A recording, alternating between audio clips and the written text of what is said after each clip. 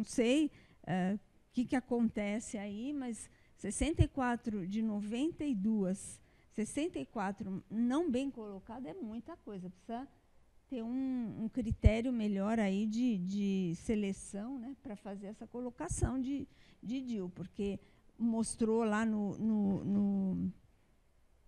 naquela figura que as pacientes que tinham o DIU bem colocado, elas tinham sangramento, ou entravam em amenorreia, ou tinham um sangramento frequente, numa porcentagem maior do que, o sangramento infrequente, ou amenorreia, elas, na inserção, elas eram em maior quantidade, né, do que aquelas que tinham DIU mal colocado, aonde a amenorreia, na inserção, era 16% só. Né? Então, e depois mostrou que, com o uso, com 6 meses, aumentou bastante a taxa de amenorreia nas pacientes que tinham DIU bem colocado. E que era uma coisa bastante previsível, eu imagino. O que a gente, muitas vezes, se preocupa, ou a paciente até se preocupa, se o DIU não está bem colocado, ele é eficaz? Isso a gente sabe que é. Né? Então, o que traz de problema? É o sangramento, que vai aparecer numa porcentagem maior. Então, sobre esse estudo, eu faço essa observação. Achei que a quantidade de má inserção foi muito grande.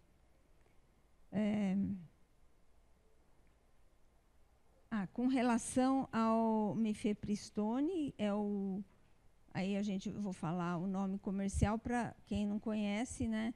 Conhece só pelo nome, é o Cytotec. Realmente ele é o abortivo.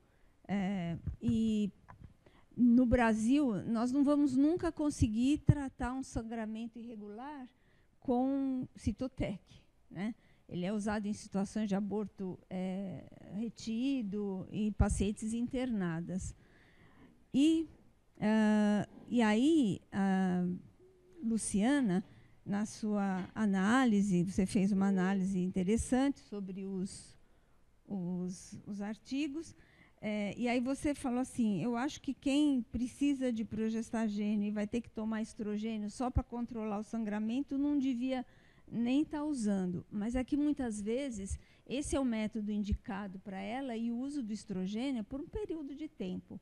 Não vai ser sempre. Obviamente, as pacientes que têm contraindicação para estrogênio, têm cefaleia com aura, ou têm histórico de trombose, essas nós não vamos poder usar nem para melhorar o sangramento e nem por um curto espaço.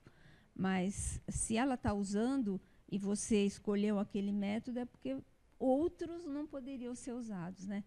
Tá? Eu queria hoje... Nós estamos hoje falando de sangramento em métodos contraceptivos com progestagênios isolados. É esse o nosso tema, são 2 artigos. Né? Um primeiro artigo em que foi feita uma revisão. Eu gostei demais da apresentação da Daniela, gostei muito mesmo. Você preparou com carinho a sua apresentação. Tinha um toque feminino nas cores, tudo organizadinho, né? Eu gostei muito, não que a de vocês não estivesse, mas a dela, nesse sentido, eu percebi uma organização melhor da apresentação. Né? Muito trabalho você teve para fazer isso, muitas horas, não foram poucas. Né? Porque é um artigo extenso e as pessoas tendem a resumir, e às vezes, no momento de vida em que vocês se encontram, vocês não têm muita condição de separar o fundamental do supérfluo. Né? Então, eu acho que você passou por tudo o artigo, né? Colocou do fundamental ao supérfluo tudo que você leu e que valia a pena compartilhar com as pessoas aqui. Mesmo a pessoa que não leu nenhum dos artigos, né? E que assistiu o artigo pela primeira vez com você, pôde aproveitar muito bem. Né? As demais apresentações também foram muito boas. Nós temos uma interação que eu já mencionei aqui, que eu gosto muito, que é a interação do programa de residência do SUS, de São Bernardo do Campo, né, com o nosso programa de residência, né. Acho que o nosso programa de residência pode contribuir muito com a formação dos residentes de São Bernardo, porque aqui, por ser uma instituição acadêmica universitária, nós temos uma massa crítica muito densa, muito qualificada, né. Os docentes aqui acreditem de reconhecimento nacional e de reconhecimento internacional. Então, são pessoas que têm uma condição de análise crítica, né, bastante aguçada e que, portanto, pode ajudá-los, porque o médico vai precisar sempre, ao longo da sua vida, exercer a sua capacidade crítica. Isso é fundamental para formulação diagnóstica, para formulação terapêutica. Basta ver o que nós apresentamos hoje aqui. Nós estamos falando de tratamento para sangramento em usuária de contraceptivo com progestagina isolada, e você deu uma lista infindável aí de opções, nenhuma delas uma Brastemp. Nenhuma delas absolutamente satisfatória. O que eu vou precisar fazer quando for eleger uma ou mais, porque não são opções isoladas aqui. Ele não, em nenhum momento, ele falou, por exemplo, de você associar doxicilina com anti-inflamatórios ou com atarnexâmico. Você pode fazer isso em Zernaldo. E na prática clínica, às vezes você faz. As coisas não são estanques, ele apresentou um a um aí. Então, eu posso ter uma capacidade crítica e, com base na minha capacidade crítica, no raciocínio clínico assentado em análise crítica, eu posso, então, formular opções terapêuticas que não estão dentro da caixinha, que estão fora da caixinha, né? Então, eu acho que nós podemos ajudá-los bastante, né? Bastante em relação a essa questão crítico-científica. A Júlia foi bem, viu, Júlia? Você fez uma boa apresentação. E a Luciana também. A Luciana, ela, claro, assume uma responsabilidade de oferecer críticas, né?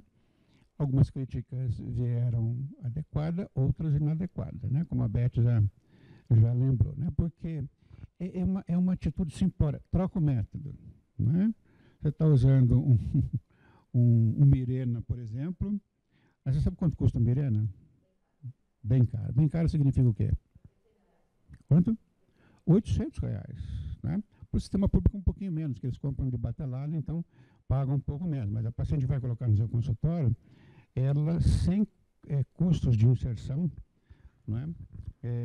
Ela já sai de R$800. Você compra por ela, não é ela que compra.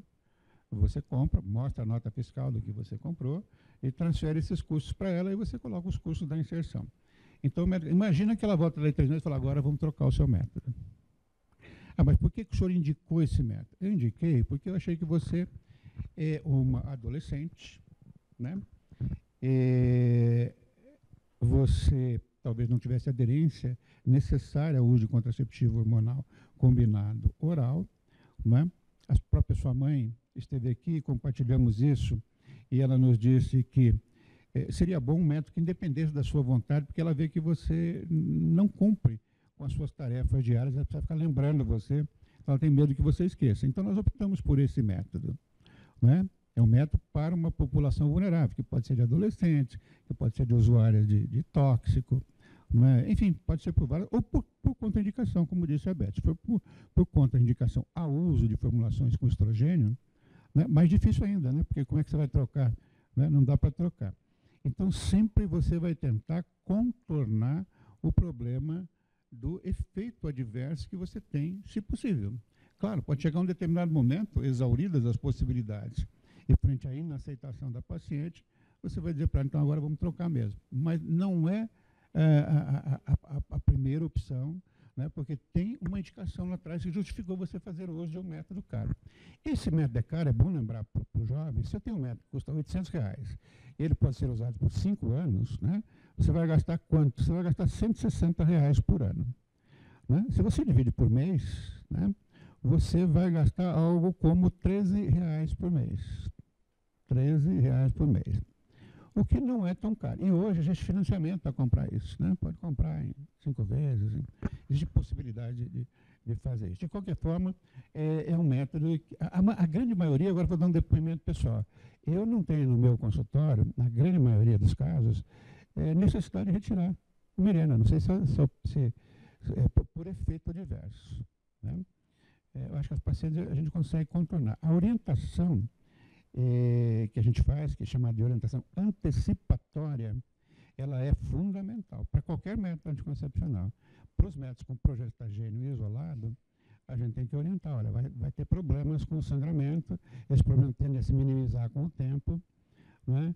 Esse problema não interfere com a eficácia contraceptiva, que é o medo que a paciente tem, olha, agora estou sangrando muito, acho que esse método não vai funcionar para mim. Não tem nada a ver sangramento com eficácia contraceptiva. Uma outra coisa que eu queria chamar a atenção é que aqui foi dito inserção correta e inserção incorreta. Na verdade, não é isso que tem que ser dito, isso é um erro. É posição correta, segundo o que foi analisado, e posição incorreta, né?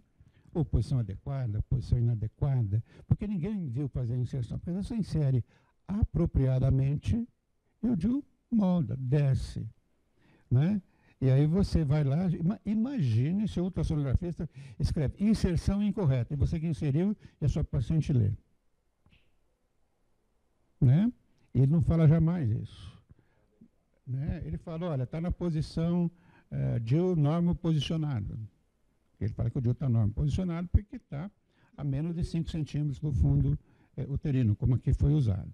Né? Então, eu não concordo com o que está escrito aqui, inserção correta e inserção incorreta. Né? É a posição diagnosticada pelo ultrassom.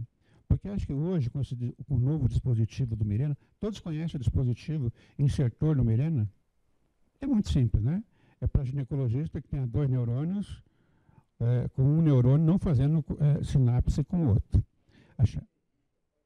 Até o ortopedista pode inserir, né? Ele tem um insertor, você faz a esterometria antes, vai até o fundo uterino, você mede o quanto você vai ter que moldar na haste do insertor, né? Então, deu 6 centímetros, por exemplo, do fundo do útero ao orifício externo do colo. Você coloca ali, medido pelo esterômetro, você coloca ali na reguinha que tem no insertor 6 centímetros, você vai até o fundo, né? Antes tem que fazer o quê? Antes tem que empurrar o êmbolo para, como é que fala? Para colocar dentro da bainha, porque ele vem aberto, né? Aí você empurra o insertor uma vez só, né? Porque se você tirar de novo, não consegue fazer voltar. Então, insere, recua um pouco para deixar um espaço para a hora que você fizer a inserção, ele para lá. Então, todo mundo insere corretamente, viu? Acho que se o indivíduo não inserir corretamente, é porque realmente ele estava com sono ou não prestou atenção, porque ficou fácil. Aquele insertor antigo era difícil. Né? O insertor antigo é Eliana. Agora, esse insertor aí é para, né, para quem é disléxico e tem a síndrome do neurônio único claudicante. Ficou bem fácil. Né? Então, é melhor colocar em posição correta ou posição incorreta ou inadequada. E mais uma coisa que a gente cansa de dizer aqui, as turmas entram, saem, não é? E eles continuam cometendo esse equívoco. Não é progesterona. É progestagênio. Progesterona, não vou contar a piada de novo. Progesterona só tem uma. Né? Progesterona só tem uma. Que é progesterona natural, é aquela de síntese natural pelos ovários na segunda fase do ciclo. Os demais são substâncias de síntese ou derivados da própria progesterona ou derivados de 19-norm. Aqui usam um progestagênio de síntese, que é um progestagênio de síntese, que é o levonorgestrel, que é o que usa no dispositivo intrauterino, e usa outro progestagênio de síntese no implante, que é o etonogestrel. Né? Bom, essas eram as considerações que eu queria fazer preliminarmente. Nós tivemos um atraso bastante importante aqui, por conta do tempo que demorou para montar essa gravação, mas agora eu queria dar oportunidade aqui, primeiro, quem são os internos hoje aqui? Vocês entenderam o que foi falado aqui? Deu para entender? Deu para ver a dificuldade que é a inserção, digamos, o uso de qualquer método que usa progestagênio isolado? É o que não acontece com os anticoncepcionais combinados orais. Anticoncepcionais combinados orais, eles exercem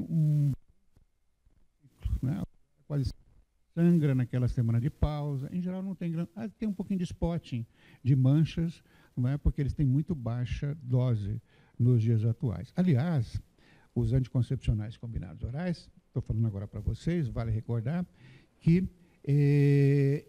os anticoncepcionais hormonais, melhor dito, começaram na década de 50 só com progestagênio, porque os autores na época sabiam que só os progestagênios faziam boa contracepção, né? Inibiam maturação folicular, né? Inibiam ovulação, melhor dizendo, mas a maturação folicular às vezes pode até acontecer, tem produção estrogênica endógena, mas inibiam a ovulação. O grande problema lá na década de 50, finalzinho da década de 50, porque os anticoncepcionais foram lançados em 1960, os combinados orais. Os estrogênios entraram por qual razão? Para melhorar a eficácia contraceptiva? Não, entraram unicamente para controlar o sangramento. Na década de 60, a relação contraceptiva, tem a autoridade religiosa, a autoridade sanitária, tem a cultura das pessoas, é um método que vai bagunçar todo o perfil de sangramento dessas mulheres. Então, resolveu-se entrar com... E aí imitar o ciclo, né? Era famoso 21/7 para dar 28 dias. Então, vocês entenderam que a mulher, quando sangra, temos um problema. Não é fácil, tem toda uma possibilidade de opções aqui terapêuticas, mas todas elas com resultados não absolutamente satisfatórios. Às vezes ganha do placebo, mas ganhar do placebo não quer dizer que resolveu o problema. Ainda continua um percentual relativamente bastante alto de resultados não satisfatórios. Os residentes, alguém quer fazer algum comentário, alguma pergunta? Tranquilos? Então, eu vou pedir para que cada colega faça comentários o mais breve possível, né, porque nós estamos quase 10 horas. Os comentários aqui são sempre muito ricos, eu fico muito constrangido quando tenho que fazer isso, né, porque certamente teriam comentários muito valiosos para serem feitos aqui. Mas vamos começar, então, pelo Porto. Vamos lá, Porto. Falar o que comentamos sempre, o tema, isso é o dia a dia dos consultórios de ginecologia, que é contracepção, muito bem selecionado, escolhido aí por Beth, contracepção com progestagênio isoladamente, além do que o professor César falou, tem os LARCs, né? Ou seja, também o uso do progestagênio isolado no Mirena e no Implanon fez com que a gente tivesse que cuidar desses sangramentos inesperados. E a forma eu achei que foi realmente muito bom. Quem leva o troféu hoje é a Daniela, sem nenhum desprestígio para as outras duas. E os artigos, o primeiro eu achei muitíssimo bom, varreu, esgotou todo o assunto. E o segundo, embora tenha sido feito na Bahia, entendeu? Mas eu achei que tentou transformar uma coisa errada numa coisa certa. Aliás, algo muito comum que temos aqui entre nós. Sem abusar da sua boa vontade, professor, eu queria aproveitar e dizer que, como informação, a primeira faculdade de medicina do Brasil, em fevereiro de 1808, foi feita em Salvador, com a chegada da família real portuguesa aqui ao Brasil. E, no mesmo ano, foi feita a segunda, que é a do Rio de Janeiro. Quer dizer, em menos de um ano, nós tivemos uma solução que foi dobrar o número de faculdades. Hoje, se a gente dobrar o número de faculdades, vai ficar sobrando muita faculdade. Ok. Você sabe que eu fiz a minha livre-docência lá, né? Por questões circunstanciais, na época, decidi fazer a livre-docência lá. É lindo lá. É lindo o prédio da universidade lá. O auditório onde eu fui defender a livre-docência era um auditório suntuoso. Gostei muito de ter feito lá. Rodolfo. Bom dia.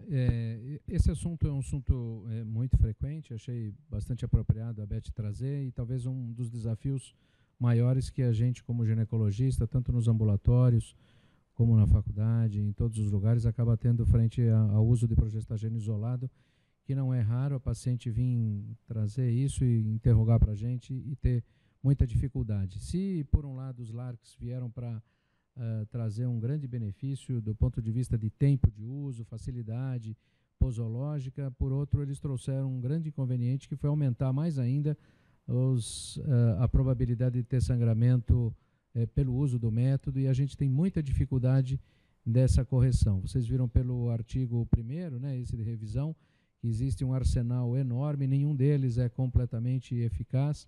Os anti-inflamatórios são os mais frequentemente utilizados, e eu acho que o artigo aí ainda foi muito além, né, utilizando algumas medicações que, na prática, a gente não vai fazer uso de mifepristone, tamoxifeno, acho que exagerou até um pouquinho, talvez até utilizando um pouco da literatura, porque ele acabou referenciando isso, mas na prática acho que fica claro que essas não são alternativas que a gente acaba utilizando.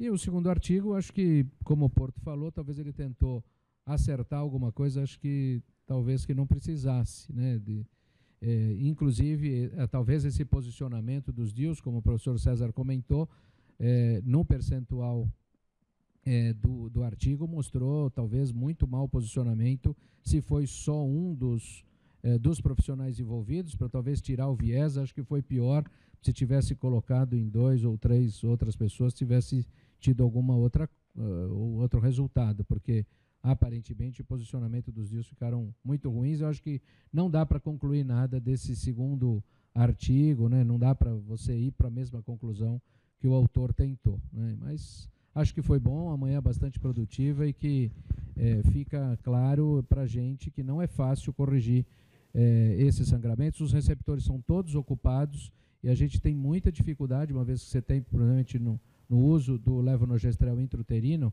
de você conseguir uma alternativa, aí dá estrogênio, aí você vai fazendo de tudo e nem sempre você consegue ter sucesso. Me lembrei do Rodolfo comentar que se um único, era uma observação que eu ia fazer que eu esqueci, né? Se um único médico, né, inseriu todos esses Mirenas, depois de inserir 80 e não sei quanto, certamente ele inseriu muito mais do que isso. Então, é um indivíduo altamente experimentado, melhor do que qualquer um de nós aqui para fazer isso, com a curva de treinamento muito melhor. Se na mão dele você teve 20 e poucos por cento, não sei, 30% bem posicionado e 70% mal posicionado, significa que ele frequentemente fica mal posicionado na mão de pessoas experientes. Isso é uma outra conclusão que você pode tirar. Então, não imagine que você vai colocar no lugar certinho e ele vai ficar lá no lugar certinho. Obedece, hein, ô Mirena? Eu vou te colocar aí, você não sai daí, viu? Entendeu? Não, não é assim. Ele se amolda na cavidade uterina e muitas vezes, dependendo da técnica perfeita de inserção, né, essa é uma conclusão que o artigo não colocou. Mas é uma conclusão importante, né? Não estava dentro dos objetivos, não foi para isso que ele fez o estudo. Mas ele pode dizer, olha, observe-se ali de comentário, de passagem, né, né? Acho que se eu colocasse 10 pessoas inserindo, talvez você ia ter resultados muito parecidos. Parabéns pelas apresentações, concordo com tudo que já foi falado, mas como a gente já está num horário meio avançado, eu vou falar especificamente do artigo e do segundo artigo. Primeiro, conheço a Milena, né, tive a oportunidade de conviver já com ela na comissão de residência da FEBRASG, uma pessoa muito científica, né, e eu achei a ideia que ela teve uma pergunta válida, quer dizer, será que se o DIU estiver mal posicionado, essas mulheres vão ter mais sangramento? Isso. Então, assim, a pergunta do artigo eu achei muito boa. Creio que o artigo também, a metodologia está adequada, mas eu acho que realmente faltou uma autocrítica, até de ser descrito isso que o senhor acabou de falar no artigo, o que a Beth falou de, poxa, muito mal posicionado a maioria, né? Então isso é complicado. E o que eu achei que me chamou a atenção é que eles fizeram ultrassom antes de colocar o DIU, logo depois de colocar o DIU, 3 meses e 6 meses, e não descreveram o que aconteceu com o DIU. Será que esse DIU sempre ficou mal posicionado? Aqueles que estavam bem posicionados ficaram mal posicionados em algum momento? Será que isso teve alguma diferença, né?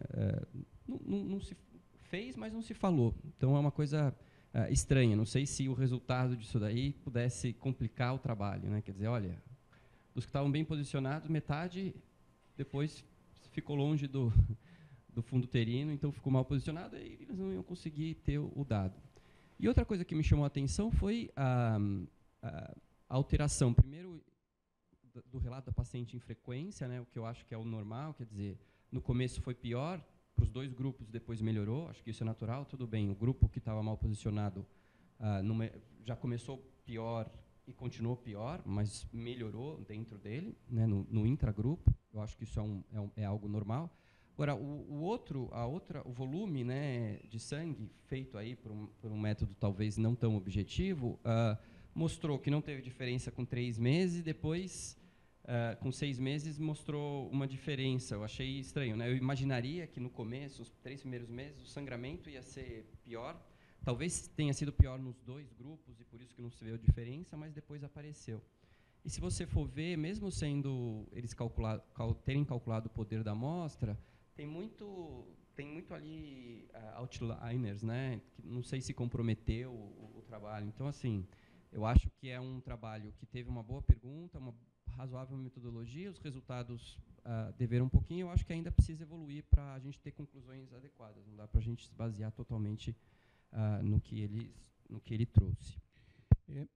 Antes de continuar, eu só queria lembrar que, se a gente considera que um DIU, né, mesmo não adequadamente posicionado, segundo esses critérios, ele mantém eficácia contraceptiva, a pergunta, o Marcelo falou muito corretamente, é uma pergunta que a literatura precisa ajudar a responder, acho que o trabalho deixa dúvida em relação a isso. Eu continuo com dúvida.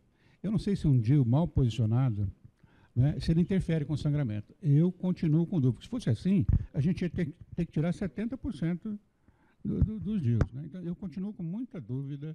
Eu acho que se o DIU está na cavidade, se parte da haste central ainda está um pouquinho mergulhada, olha que situação que eu vou descrever, dentro do canal cervical, péssimo, péssimo. Eu deixo quieto ali. Deixo quieto ali. Mas, se for possível empurrar ele e tentar recolocá-lo, ok, nem sempre é fácil, e eu não vou falar para retirar esse Mirena para colocar outro, porque corro o risco de, ao colocar outro, ele também ficar mal posicionado. Né? Então, são reflexões que a gente tem que fazer. Tenho dúvida se é mais pela liberação do levonorgestrel, que vai levar a atrofia endometrial, que vai comprometer a angiogênese, e, portanto, vai levar a vasos mais frágeis, o que a gente chama de vaso vicariante, levar a sangramento, do que propriamente pela posição do DIU. É uma dúvida que eu tenho. Isaac. Inicialmente, queria parabenizar os residentes. Gostei muito da apresentação, em especial da Daniela. Apesar de ser R1, se mostrou bastante bem na apresentação, achei bom. O tema trazido pela Beth eu achei também bastante interessante, que é muito comum na prática ginecológica esse problema do sangramento com o uso de medicamentos progestagênicos. E que nós, mesmo os ginecologistas experientes, tem dificuldade em tratar isso daí, porque realmente, às vezes, usando tradicionalmente antiprostaglandínicos, você muitas vezes não tem uma resposta também muito eficaz. E você depois fica tentando um ou outro medicamento no sentido de estancar esse sangramento. Eu achei o tema bastante atual. E nesse artigo, o que chama atenção é isso que o professor César se referiu, né? A inserção é correta, é o posicionamento que às vezes não se mostra de maneira bem posicionado de hoje. E se mostrou bastante interessante que 80% dos casos, apesar de um médico fazendo essa inserção, se mostrar de maneira errônea, quer dizer, mal posicionados esses dedos. Realmente é excepcional isso, né? Nunca vi isso. Mas, de toda maneira, achei muito interessante o dia, foi muito proveitoso. Gostei muito da apresentação hoje. Muito obrigado. Eliana, por favor, Eliana. Bom dia a todos. O tema é atual e eu acredito que se tornou tão fácil, tão simples, que alguns colegas estão passando etapas. Então, a colocação de DIUs está sendo extremamente facilitada, mas não se faz mais aquele checklist que se fazia antes para identificar a posição do útero, se há miomas submucosos, se há adenomiose, se há algum resquício de cistos ovarianos antigos que poderiam alterar a ovulação. E, às vezes, não se faz essa antecipação do problema que será o escape. E a cliente fica perdida quando nos vê também perdidos, né? Infecções. E hoje, o uso de medicação tipo antidepressiva, o uso de medicação androgênica, que muitas mulheres estão usando também, é evidente que o ultrassom pode mostrar um DIU numa posição um pouquinho diferente, mas o que interessa mesmo é a espessura do endométrio. Se o endométrio está muito fino, vai sangrar com mais facilidade. Então, acho que tem que se planejar uma boa inserção, não só técnica, mas também com uma boa checklist das patologias ginecológicas que podem levar a sangramento e manter esse checklist depois. Porque muitas clientes fumantes dizem que pararam de fumar e voltam a fumar depois. Ou pacientes que estão usando antidepressivos, abandonam e voltam a usar. Eu gostaria que as colegas, ao colocar um DIU, fizessem essa meia-culpa, né? Eu fiz uma boa anamnese, eu fiz um bom checklist de sangramentos, isso seria ideal. A apresentação foi muito boa e o tema preciso, né? Obrigado. Bem lembrado do Eliano, fazer uma avaliação prévia bem detalhada, né? Porque às vezes os fatores que levam a sangramento, como o Eliano falou, eles já existem previamente, né? Zé Arnaldo, por favor. Eu gostei da apresentação das 3 residentes, achei que elas foram muito bem. Até que, enfim, a R3 se ateve à análise crítica, né? Embora não tenha acertado todas, mas como o César já falou, mas a sua apresentação foi correta, porque você se ateve à análise crítica, que é o papel do R3. Em relação aos trabalhos apresentados, o primeiro trabalho é o uso de contraceptivo à base de progestagênio. O autor faz uma lista enorme de possíveis tratamentos, né? Indo desde inibidor de prostaglandina até o mifepristone, etc. Mas eu acho que a gente tem que ir ao ponto certo. O que está ocasionando o sangramento quando a paciente usa progestagênio isolado? Ela era uma paciente saudável, normal, começou a usar o método e começou a sangrar. Então, ela tem um defeito da hemostasia endometrial provocado pelo uso de hormônio. Então, o que a gente tem que tratar é o distúrbio hormonal. Os outros métodos, inibidor de prostaglandina, pode ser até associado, mas o principal é o tratamento hormonal. E qual é o tratamento hormonal que deve ser feito? As pacientes que sangram desta forma, com progestagênio isolado, elas estão com o endométrio em hipóxia. O progestagênio isolado promove uma vasoconstrição praticamente contínua no endométrio e ele vai entrar em hipóxia. Essa hipóxia vai gerar vascularização excessiva. Então, o que tem que ser feito? Esse endométrio tem que ser arejado. Arejado com o quê? Ou com estrogênio isolado, ou com estrogênio associado com um progestagênio de um contraceptivo hormonal. Mas tem que ser um contraceptivo hormonal com doses um pouquinho maiores de estrogênio do que os habituais de baixa dose. Aí nós vamos melhorar a oxigenação desse endométrio e vamos fazer com que o sangramento seja estancado. Então, estrogênio isolado ou estrogênio mais progestagênio do contraceptivo hormonal. E eu, além disto, eu gosto muito, seria um contrassenso, se o paciente está sangrando porque ele está usando progestagênio isolado, para que utilizar um progestagênio para tratar o sangramento? Eu uso um progestagênio, mas esse eu acho que é bem especial. É o acetato de noretesterona. Por que esse progestagênio estaria indicado? Porque cerca de 30% a 40% do acetato de noretesterona é transformado no fígado em estradiol. Então, praticamente, nós estamos dando um combinado. E ele tem um efeito muito interessante nos sangramentos por progestagênios isolados. Então, o ponto é esse. Os outros métodos podem ser até associados, mas nunca deve se deixar de utilizar a regulação hormonal que está desequilibrada.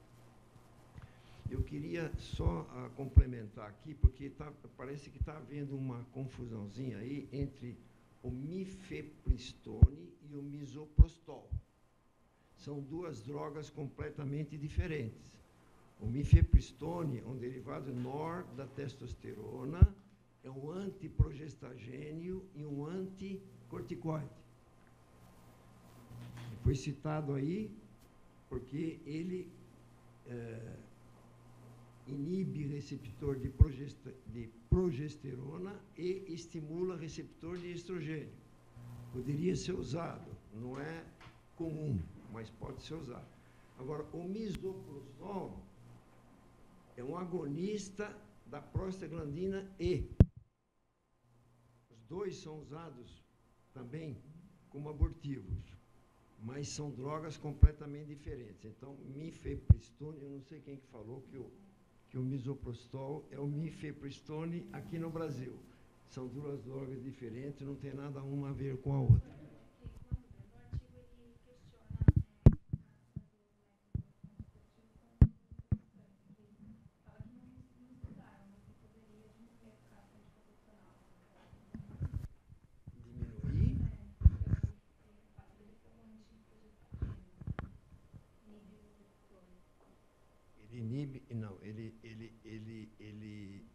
Ele inibe o receptor de progesterona e estimula o receptor de estrogênio.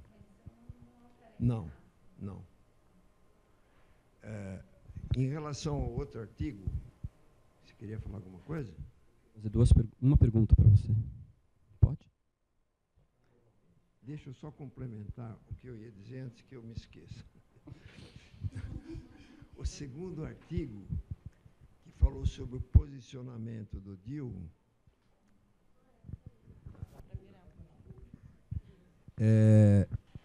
foi um artigo interessante, mas eu acho que durante a exposição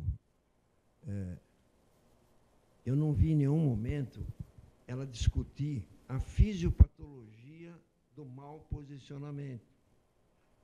Por que a paciente sangra mais com mau posicionamento e teoricamente sangraria menos, ou um padrão mais favorável, com a inserção correta? Haveria uma fisiopatologia diferente para o mau posicionamento? Eu acho que é a mesma coisa. Tanto o bom posicionamento como o mau, eu acho que a fisiopatologia do sangramento é a mesma, é a ação do progestagênio isolado em excesso no endométrio. Então, tanto que ela não detectou diferença em quantidade de sangramento no método pictorial, que é aquele método ilustrativo, não é? Do sangramento, e teve uma diferença em relação ao padrão. Mas eu acho que aquilo ali foi estatisticamente significante, mas não é clinicamente significante. Então, eu acho que o estudo dela ainda precisa continuar para mostrar algumas coisas mais interessantes. Tá, a minha pergunta é o seguinte, Zé Arnaldo, eu concordo totalmente com você do tratamento hormonal. Agora, na prática, pegar mulheres que começam a ter uma irregularidade menstrual, que por algum motivo você vai querer fazer um tratamento hormonal, acima de 40 anos, nossa grande população obesa ou em sobrepeso, há um certo receio de prescrever etinil e estradiol. Então, mas contraceptivo combinado, a maioria tem etinil e estradiol, e você até falou em doses mais altas do que as que se tem no mercado. Então, a primeira questão deve-se ter esse receio? Creio que sim. E se você considera que os métodos contraceptivos combinados com estradiol levariam vantagens e teriam eficácia terapêutica igual ou superior ou inferior ao etinil estradiol? Eu daria preferência para aqueles que têm o estrogênio natural. Eu daria preferência. Mas, mesmo assim, veja, se não houverem contraindicações, você pode usar, mesmo uma mulher com 40 anos, porque você não vai usar isso aí para estancar o sangramento, melhorar o sangramento continuamente. Você vai usar por 14 a 28 dias.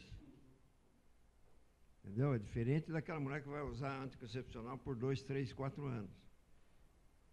Então, isso aí é um meio apenas para você sanar a alteração do padrão de sangramento, porque depois que você parar esse tratamento, aí ela vai continuar com o progestagênio isolado, sem sangrar.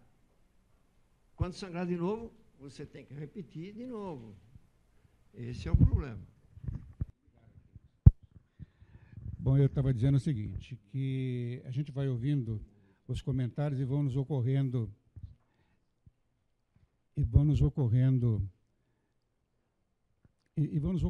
algumas observações na direção do que a gente ouviu. Dizer que o Zé Arnaldo faz sempre, ele pinça aspectos muito importantes, né? E assim, desde que era menininho lá em Barbacena, ele já era desse jeito. O Zé Arnaldo é meu colega de pós-graduação, meu colega de décadas aí, por quem tenho grande... Não, ele foi meu veterano.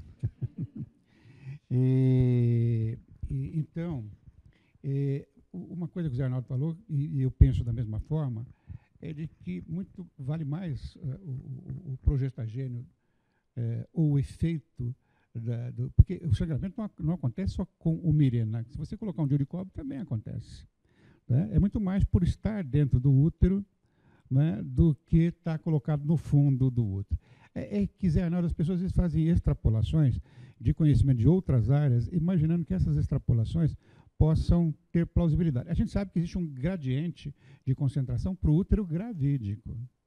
Né? O gradiente de concentração é do fundo, de contração, desculpe, não de concentração. O gradiente de contração é do fundo em direção à cervix. Né? Para o útero não gravídico, isso não se aplica. Então, se o DIU estiver lá em cima ou estiver um pouquinho para baixo, eu acho que não é por isso que vai sangrar mais, ou vai contrair mais, ou vai dar mais cólica.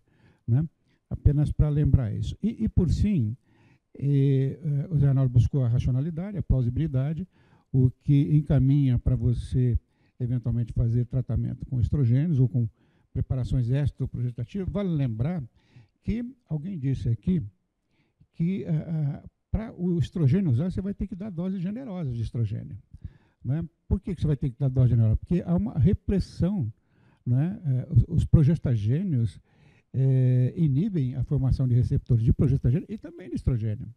Então, você tem uma exaustão de receptores. Então, você vai ter que refazer receptores de estrogênio, que se fazem rapidamente, né? É por efeito genômico, mas se fazem rapidamente. Então, ao cabo de 2, 3, 4, 5 dias, você pode ter esse efeito. Mas não adianta dar uma pitadinha só, não. Tem que dar dose. Por exemplo, você viu que quando falou do adesivo de 100 microgramas. 100 microgramas dia, né?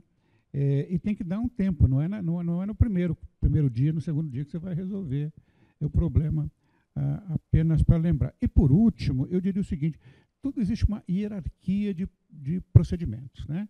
A gente diz o seguinte, se eu quero matar um tico-tico, eu não vou dar um tiro de canhão, eu vou gastar muita munição para matar o tico-tico. Eu dou uma estilingadinha. Às vezes uma pedrinha bem feita, pá, na cabeça do tico-tico, derrubou o tico-tico. Mas, às vezes, eu preciso pegar um revólver, dar um tiro nele.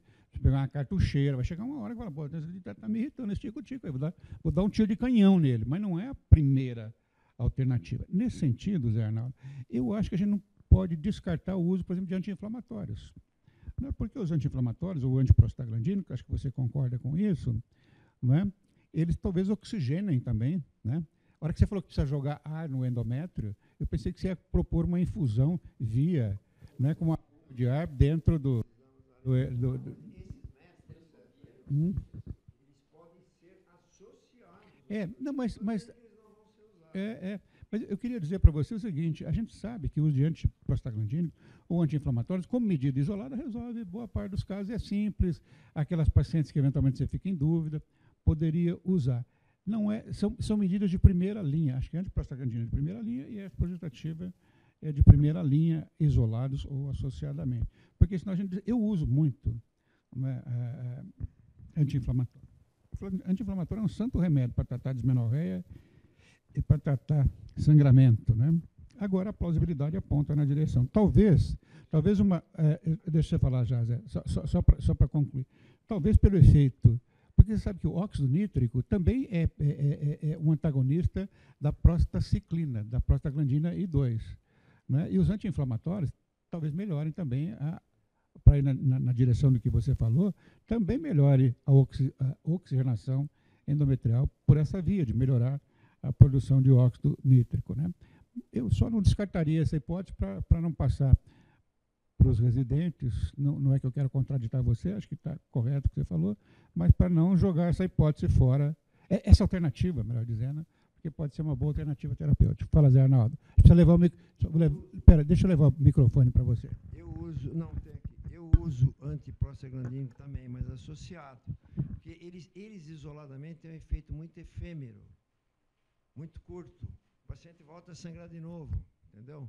Então, eu uso sempre estrogênio ou associação com progestagênio e associo antiprostaglandínico também.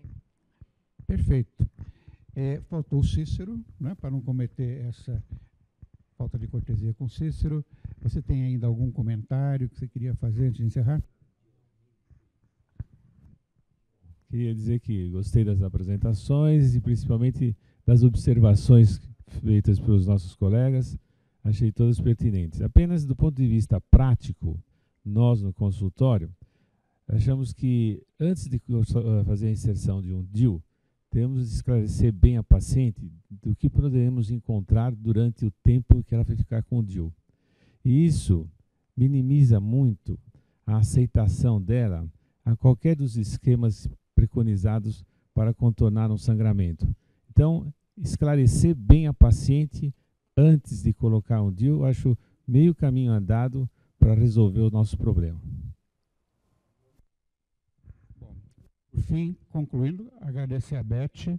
Você preparou direitinho as nossas residentes. Os artigos, você veja quanta discussão gerou os artigos, né? Quanto importante foi o tema abordado aqui. Né? Um tema que foi interessante para os internos, para os residentes e para cada um de nós, para que a gente possa rever esse artigo sem que possa findar essa discussão, né? Porque é uma discussão infindável essa, né? Mas saímos daqui, como sempre fazemos no RG Clean, melhores do que chegamos, né? Obrigado a todos vocês.